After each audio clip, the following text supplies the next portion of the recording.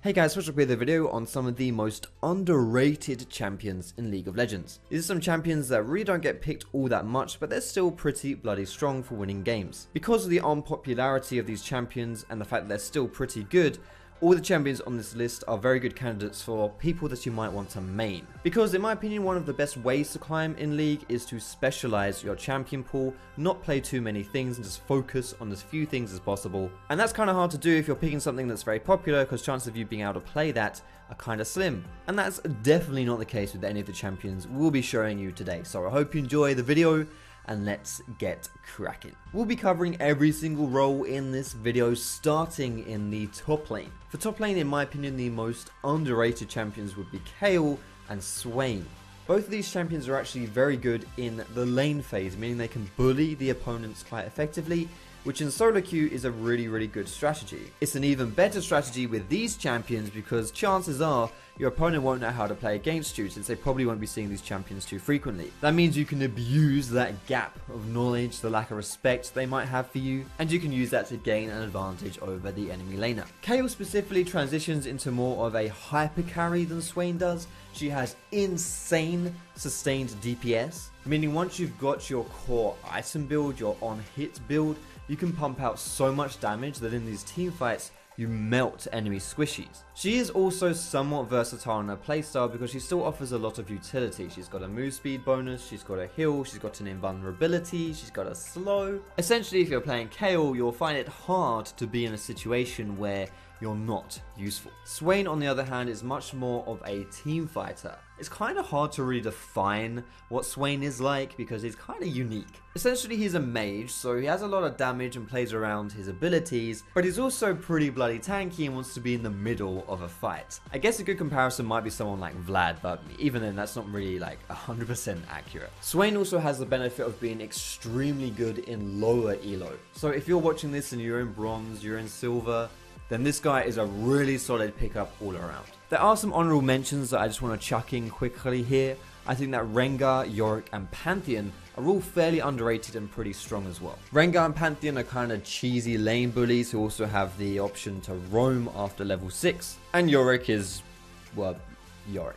The second role we'll be mentioning today, moving down from the top lane and sliding into the jungle. The most underrated junglers, in my opinion, are Skarner and Rammus. I recently made a Skarner gameplay, so if you want to watch to see how he's played, you can go check that out. I'll link to it down below in the description. But Skarner as a champion brings quite a lot to the table and is relatively versatile in his playstyle too. He's one of the best pure 1v1 duelists in the game, even beating strong early game champions like Elise or Lee Sin. His jungle clears are solid as well. Being able to spam his Q makes his AoE clears really solid, so taking the chicken camp and the Krugs is not a problem for Skarner. And really, all you have to do on Skarner to play him effectively is be fast, run at the enemy carries, ultimate them, and drag them into your team. It's just really simple to play Skarner, and he's really easy to play as well. Definitely not a punishing champion to pick up, which are qualities that he shares with the other champion here, Rammus. Rammus is known as like a really strong ganker, and whereas he certainly can get stuff going just by running down a lane and taunting someone, he's actually really solid as a tank as well later on into the game. I think that's something that's a little bit misunderstood or underrated about Rammus in general is his early game. People think that he's just a gank machine who should be going really hard in the early, and then outside of that he's pretty useless. Whereas in fact, statistically speaking, his win rate is at its worst before 20 minutes, and he only gets better as the game goes on. So basically, get tanky, roll into the enemy carries, taunt them, and that's pretty much your job done. For honorable mentions, I'm going to stick in Trundle and Sejuani. Trundle is definitely unpopular, but I don't think he's quite as good as Skarner and Rammus. And I think Sejuani is actually coming into the meta a little bit, so not really sure if I wanted to put her in an underrated video. Moving on to the mid lane here, and my underrated picks for this one are Karthus and Anivia. If you're playing Karthus, your keyboard only really needs to look like this. Essentially, you just play Farm Simulator in the early game, and in the mid game, and also the late game, and then you just press R whenever you see things happen on the map. It's pretty simple, honestly.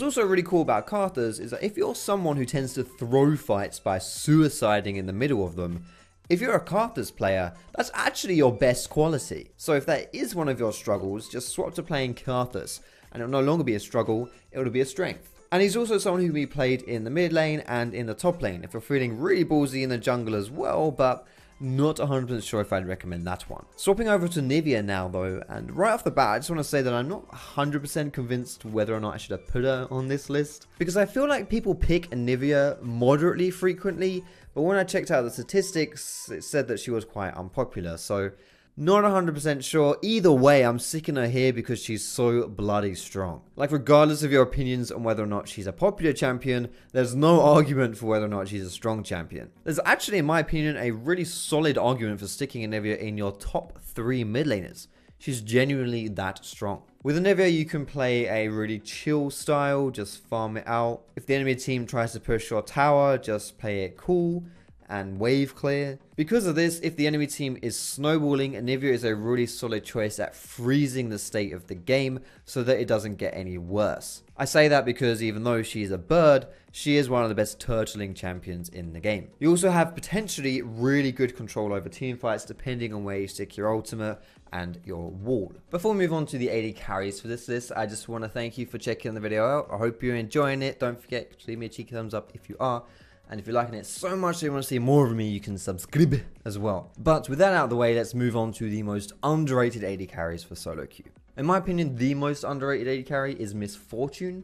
I mentioned her in a video prior when I was talking about really easy champions to play. And Miss Fortune is absolutely, hands down, in my opinion, the most easiest AD carry in the game. She doesn't really have anything going for her as far as mechanics. You don't have to worry about your auto attack trades too much. She's mostly focused around abilities, which for most people is a little bit easier to deal with. By Miss Fortune pressing Q in the lane phase or R in the team fights, she essentially does the same, if not more, of what other AD carries would do with just the press of a button. And she also has massive knockers. Outside of Miss Fortune though, I wasn't really sure who to put in this video because there aren't too many AD carries in the game. And it's kind of hard to decide what is underrated or not because most of the good AD carries are actually meta and most of the bad AD carries aren't meta. So instead I've decided to go with Sivir and Kalista here. The reason for this is because these champions aren't played too frequently, but if you master these champions, say you play more than 50 or 100 games on them, they suddenly become really, really strong. Statistically speaking, the difference between a Sivir or a Kalista that's played 0 games and that's played 100 games is really high. Now that's going to apply to like every champion in the game, obviously to a certain extent, but I feel like considering these champions aren't played that much, it pretty much qualifies them to be underrated because in the right hands, they're really formidable. My only other thoughts for who might be a good AD carry to stick on here would be someone like Draven. Even though he's kind of popular, he's not as popular as his strength would suggest, in my opinion. And of course, moving on to the last role today for this video, the supports. In my opinion, the most underrated picks in this role are Sion and Sona. From my experience, you almost never see a Sion, but he is one of the most tankiest champions in the game, even without items. He has a decent amount of damage, honestly, as well, considering just how bloody tanky he is. And he also has pretty good opportunities to fill out whatever role he needs to, especially in the lane phase. If you want him to poke, he can use his E to do that. If you need him to initiate a play or provide some crowd control, his Q can do that. If you want him to just be tanky and have a bit of damage, then his W does that. And if you want him to really initiate a play, he presses R. So there's a lot of like aggressive potential with Sion, but also a lot of defensive potential as well. So in my opinion, that makes champions a lot more fun to play, a lot easier to play as well, when you don't just have that one defined role that you have to fill out. Sona is a champion though who couldn't really be much more different to Sion if she tried. Sona's poke is arguably the best out of any support in the lane phase, and she also has a pretty decent amount of sustain too. Like Sion, and to be honest, like most supports in the game, she is somewhat versatile in the way that you can use her utility for aggressive plays or defensive plays, but she can't really fill out that tank role. I mean, you can try to if you want to. If you're on a front line, you can do that, but it'll just be like me with my girlfriend. You won't last very long. But fortunately, she brings more than enough to the table that she doesn't have to also be a tank. She can also fill out a bit of like an assassin role as well. Like you get a little bit of AP, you get a Lich Bane, and you have disgusting damage. But anyway, I think that just about does it for this video, boys and girls. I hope you enjoyed it. You can let me know what you thought about it in the comments down below. You can also find me on Facebook on Twitter and catch me streaming at twitch.tv/Foxdrop. Those links will be in the description. But most importantly, boys and girls, thank you so much for checking the video out. Have a great day, and I will see you in my next.